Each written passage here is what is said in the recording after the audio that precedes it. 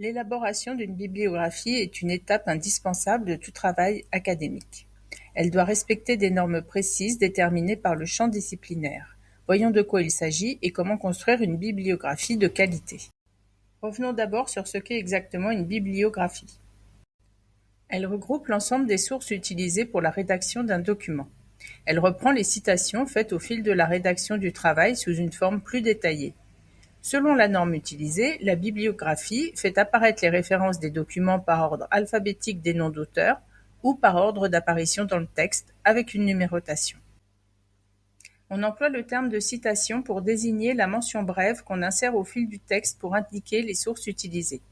Il peut s'agir d'identifier une citation issue d'un texte placé entre guillemets, mais aussi de préciser l'origine d'une idée développée par un auteur sans reprendre ses mots.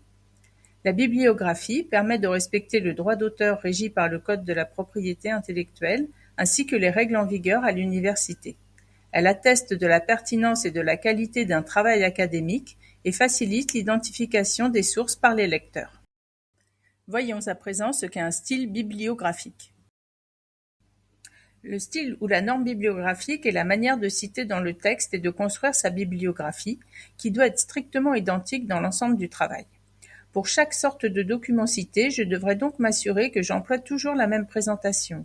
Éléments d'identification dans un ordre donné, usage d'abréviations, d'une ponctuation et de règles typographiques précises, mise en forme des références, ordre de classement dans la bibliographie. L'application rigoureuse et uniforme de ces règles garantit la cohérence, la clarté et la crédibilité du travail.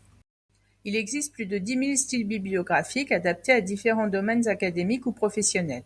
Une citation dans le texte peut être identifiée grâce à une référence abrégée auteur-date, une référence complète en note de bas de page ou un simple numéro de renvoi.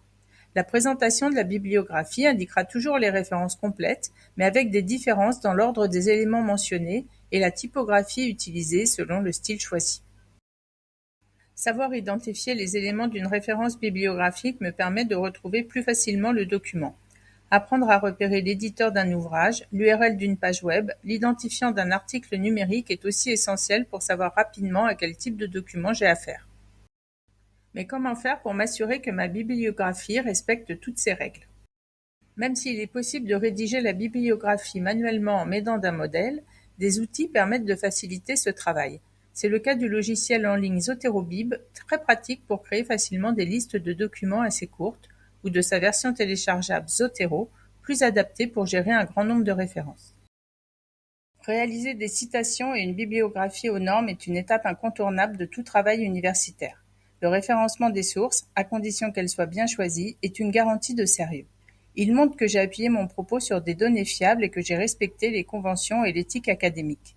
C'est un travail pointilleux, mais heureusement, je peux m'aider d'outils pour le réaliser dans les meilleures conditions.